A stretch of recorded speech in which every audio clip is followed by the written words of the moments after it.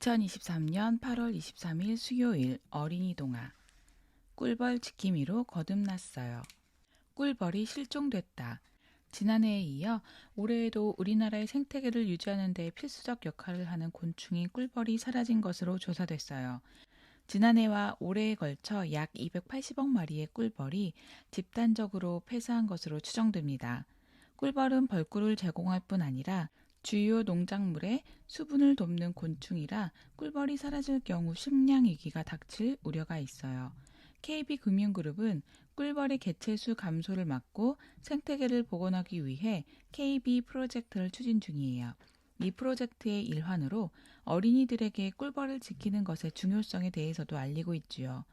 KB금융그룹과 어린이 동화를 발행하는 동아일보 교육법인 동아이즈에듀는 꿀벌 보호에 관심이 많은 어린이 60명을 선정해 KB 꿀벌 원정대 2기를 꾸렸어요.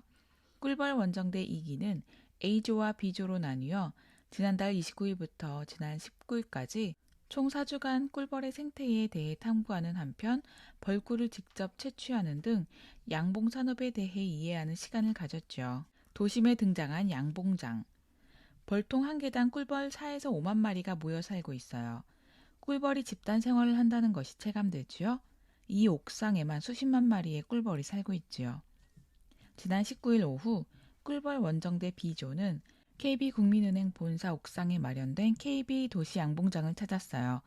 KB국민은행은 도시 양봉을 하는 사회적 기업인 어반비즈와 함께 지난해 4월 여의도의 빌딩숲 한복판에 자리한 본사 옥상의 양봉장을 조성했지요. B조에 속한 어린이들이 도시에 사는 꿀벌은 어디에서 꿀을 얻나요? 라고 묻자 박 대표는 꿀벌의 활동 반경은 2km가량 된다. 주변의 여의도 한강공원 등에서 자라는 밀원수로부터 꿀을 얻어 꿀통을 채우고 있다고 설명했어요. 김예은 어린이는 꿀벌이 모여 살아가는 모습을 직접 관찰할 수 있어서 유익했다며 특히 꿀벌 수백 마리가 포식자인 장수마을벌을 잡기 위해 에워싸며 공격하는 모습이 인상적이었다고 말했어요. 꿀벌의 생태 이해해요. 꿀벌도 사람처럼 각기 다른 역할을 가졌다는 사실을 처음 알게 되었어요. 꿀벌의 생태에 대해 깊이 있게 이해할 수 있었어요. 박예나 어린이는 19일 오전 동아일보사에서 유튜브 채널 푸응TV의 운영자이자 양봉업자인 김국연 씨의 강의를 듣고 이같이 말했어요. 이날 김 씨는 꿀벌 가족 구성원이 여왕벌과 일벌 그리고 숫벌로 나뉜다고 설명했어요. 여왕벌은 알을 낳는 일을 담당하는 벌로 벌통 한 개당 한 마리씩 살아요. 벌통의 구성원은 대부분 일벌로 꿀을 모아오거나 집을 짓는 등의 일을 하지요. 숫벌은 일을 하지 않고 짝짓기만을 담당해요. 짝짓기를 마치면 목숨을 다하지요. 이날 어린이들은 기사 작성법과 관련된 어린이 동화 취재 기자의 강의를 듣기도 했어요.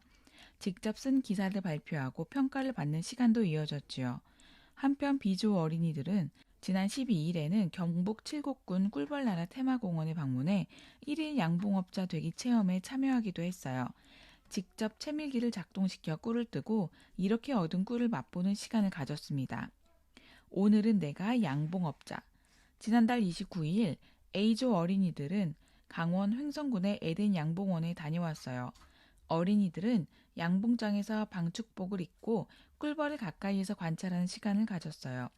정한별 어린이는 꿀뜨기 체험을 할 수 있어서 신기했다면서 열심히 꿀을 모으는 꿀벌이 사라지고 있다는 소식이 들려 안타깝다. 이상기후가 나타나는 것을 막기 위해 일상생활에서 노력해야겠다고 말했어요.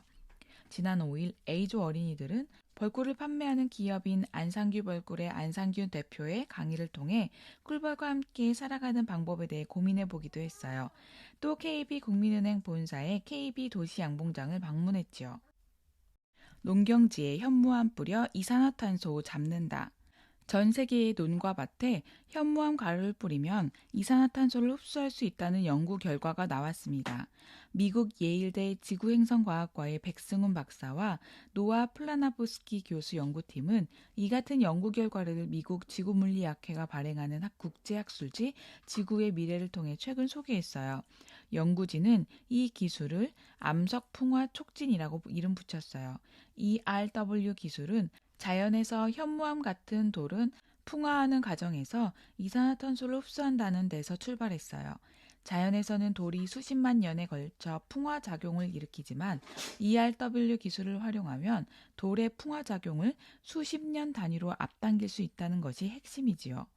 연구진이 가상으로 실험을 진행한 결과 현무암 가루 10톤을 1헥타르의 농경지에 뿌리면 75년간 대기 중에 있는 이산화탄소 640억 톤이 흡수되는 것으로 나타났어요.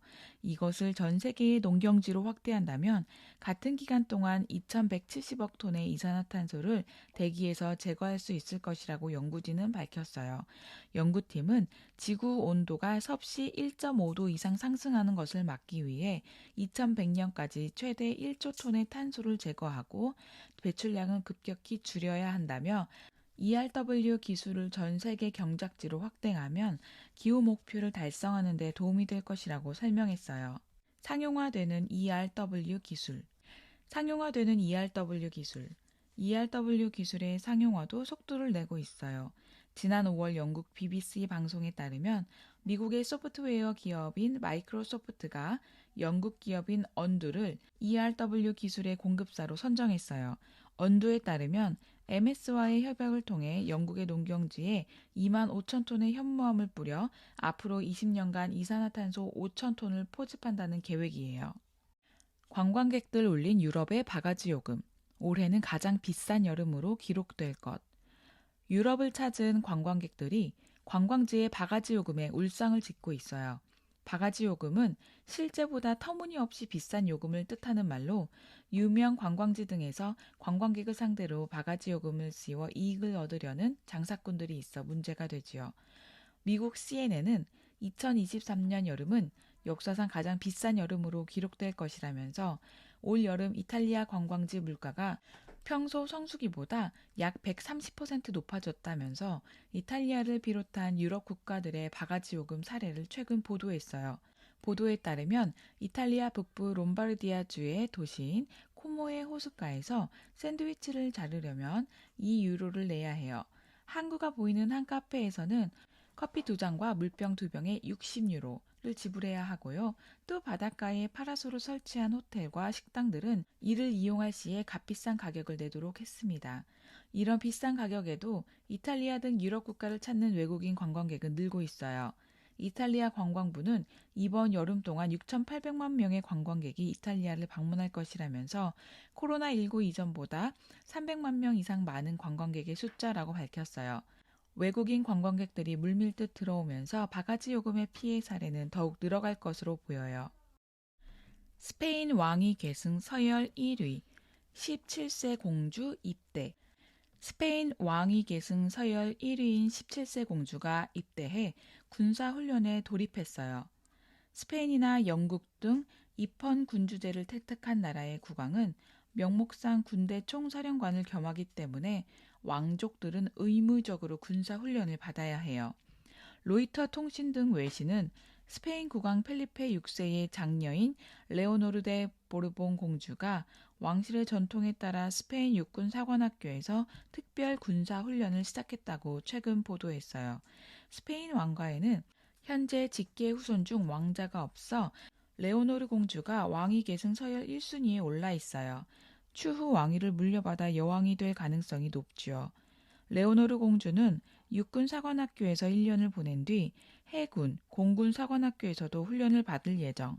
공주는 스페인이 군대를 얼마나 소중하게 생각하는지 알고 있고 이것은 내 인생에서 매우 중요한 순간이기에 계속해서 배우고 최선을 다할 것이라는 포부를 밝혔어요. 공주의 아버지이자 스페인을 이끄는 국왕인 펠리페 6세 역시 이제 레오노르가 전통을 이을 차례라면서 공주가 노력과 인내로 어려움을 이겨낼 것이라면서 격려했어요.